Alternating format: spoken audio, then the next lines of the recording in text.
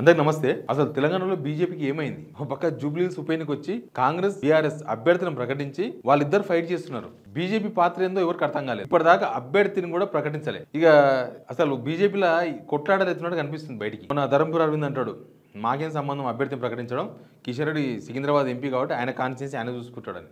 రామచంద్రరావు గారు ఇప్పటిదాకా జూబ్లీహిల్స్లో కాలు పెట్టలే. అసలు హైకమాండ్ ఇప్పటిదాకా ఎందుకు అభ్యర్థిని ప్రకటించలేదో తెలియదు. కనీసం ఒకరో ఇద్దరు అభ్యర్థులు ఉన్నారు, పని చేసుకుంటామంటే వాళ్ళకి అవకాశం కూడా ఇస్తలేరు. కార్యకర్తలు మొత్తం కన్ఫ్యూజ్ అయిపోయినారు. అసలు ఉన్నామా లేదా మనం ఎలక్షన్స్లో పోటీ చేస్తున్నామా చేస్తలేమా, ఇంత లేట్ అయిపోయింది. వాళ్ళిద్దరు ప్రచారం చేసుకుంటుంటే వీళ్ళేమో గోర్లు గిల్లుకుంటూ కూర్చున్నారు బీజేపీ వాళ్ళు. అసలు ఏం జరిగింది, ఎవరి పాత్ర ఏంది దీనిలో, ఈ కుంపటి ఏంది, యుద్ధం ఏంది, అన్ని విషయాలు మాట్లాడదాం. సబ్స్క్రైబ్ చేయండి. పాలిటిక్స్ మీద కూడా మీకు అవగాహన అవసరం. రాష్ట్రంలో ఏ పార్టీ ఏం చేస్తుంది, ఏ పార్టీలో ఏం నడుస్తుంది చాలా అవసరం.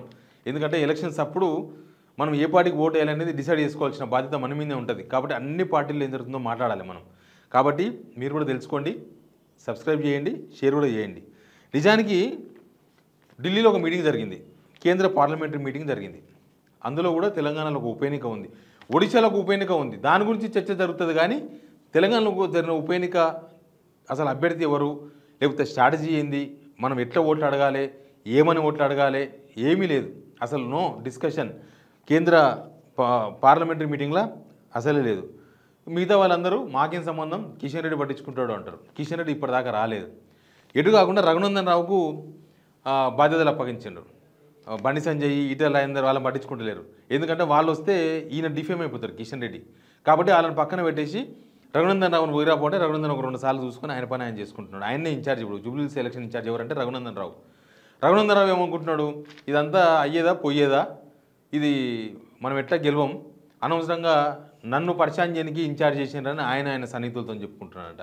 అనవసరంగా నన్ను ఎందుకు పరిచయం చేస్తారు, వాళ్ళు మంచిగా ఉంటారు, మళ్ళీ మధ్యలో నేను బలి కావాలని దీనిలో అని ఆయన పాత్రలో ఆయన ఉన్నాడు. ఇంకా రామచంద్రరావు గురించి మనం అసలు ఇంతవరకు ఖాళీ పెట్టలేదు. జూబ్లీహిల్స్లో రామచంద్రరావు అనే పర్సన్ ఒక ప్రెసిడెంటు ఇప్పటిదాకా ఏమీ లేదు.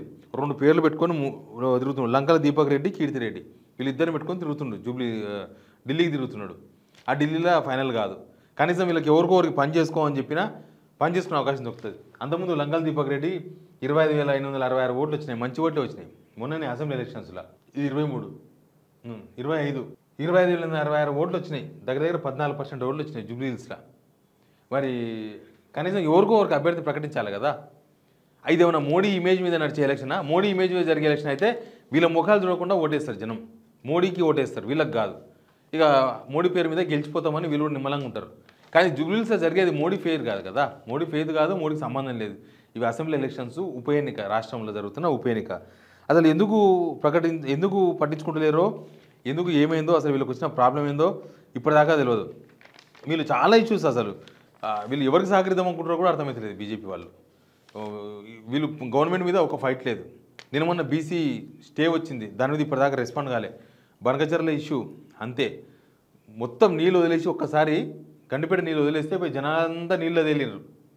తెలియదు పాపం రేవంత్ రెడ్డి చేసిన పని. అసలు ఒక్క కామెంట్, ఒక స్టేట్మెంట్ కూడా కనీసం ఏంది అని ఒక స్టేట్మెంట్ కూడా ఇవ్వలే. కనీసం కామారెడ్డిలో మునిగిపోతే ఒక్క పైసా కూడా కేంద్ర ప్రభుత్వం నుంచి రాలే. కామారెడ్డిలో మొత్తం మునిగిపోయి కింద మీద పడితే జనం ఎవరు అడిగినోగులేరు. కామారెడ్డి ఎమ్మెల్యే కూడా అడుగుతలేడు, మాకు పలానా చేయండి, మా కాన్స్టిట్యున్సీలో ఇట్లా ఉంది అని.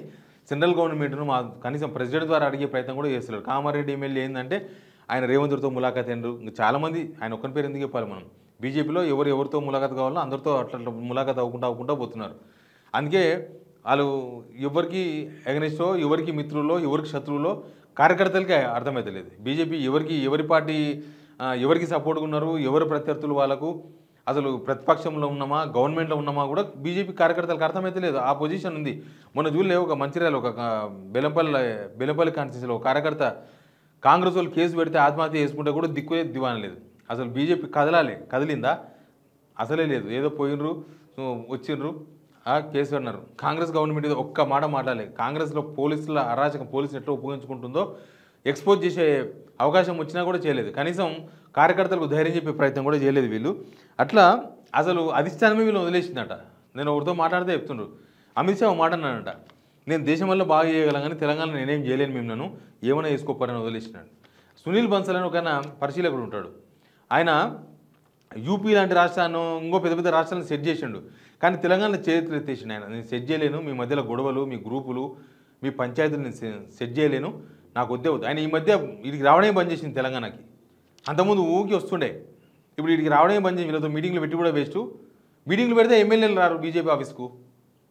ఒక వర్గం వస్తే 4 వర్గాలు రావు, ఒక వర్గం వస్తే ఒక వర్గం రాదు.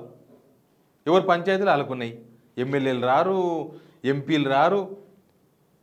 ఏందో రామచంద్రరావు బీజేపీ అధ్యక్షునిగా బాధ్యతలు తీసుకుంటే చాలామంది ఎంపీలు డుమ్మా కొట్టినారు, చాలామంది ఎమ్మెల్యేలు రానేలేదు. అసలు ఎవరికి వాళ్ళు బీజేపీలో అంతా చిలంపులమై ఉన్నారు.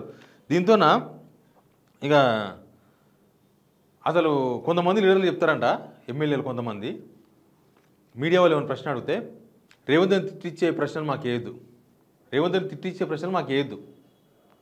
అరే గవర్నమెంట్ను ప్రశ్నించరు, గవర్నమెంట్ను ఏం చేస్తుందో అడిగితే మమ్మల్ని ప్రశ్నించొద్దు, రేవంత్ రెడ్డి తిట్టే ప్రశ్నలు మాకు వేయొద్దు అంటే అర్థమైంది అసలు దీనికి.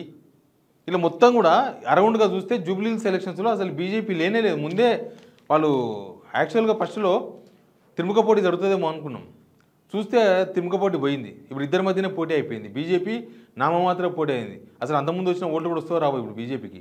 అట్లా అయిపోయింది బీజేపీ సిచ్యువేషన్. ఎనివే వీళ్ళు ఒక ఉప ఎన్నిక వస్తే, అంతకుముందు ఎట్లా ఉట్లాడుతుండ్రు దుబ్బాకల, ఎట్లా ఉట్లాడినరు అసలు కార్యకర్తలు కూడా నిర్గారిపోయినారు వీళ్ళ వ్యవహారం చూసి. ఆ దుబ్బాక అప్పుడు మస్తు చేసిర్రు, అసలు అందరు సద్దులు అట్టుకొని పోయి చేసిన దుబ్బాకల. అందుకే రఘునందన్ గెలిచారు 1000 ఓటుతో. తర్వాత గెలిచిన తర్వాత రఘునందన్ కూడా అట్లే తయారైండు. ఆయన కార్యకర్తలు గెలిపించిర్రా, లీడర్లు గెలిపించిర్రా, నన్నే చూసి జనం ఓటేసిరని మాట్లాడిండు. అది అట్లా కార్యకర్తలకు సగం చచ్చిర్రు, మేము పోయి పని చేస్తే ఇట్లా ఇంత నీచంగా మాట్లాడతారా అని. ఇక లాస్ట్కి ఈ మధ్య జరిగిన పరిణామాలతోన వీళ్ళు ఎవరు పట్టించుకోవట్లేరు, వీళ్ళు ఎవరికి వాళ్ళు ములాఖత్ అయిపోయినారని బీజేపీ కార్యకర్తలు కూడా సైలెంట్ అయిపోయినారు.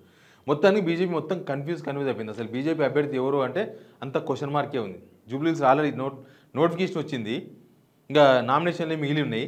అభ్యర్థులు ఆల్రెడీ ఒక ఇద్దరు కాంగ్రెస్ అయినా బీఆర్ఎస్ అయినా అభ్యర్థులు సగం కాన్స్టిట్యూన్సీ దున్నేసినారు ఆల్రెడీ.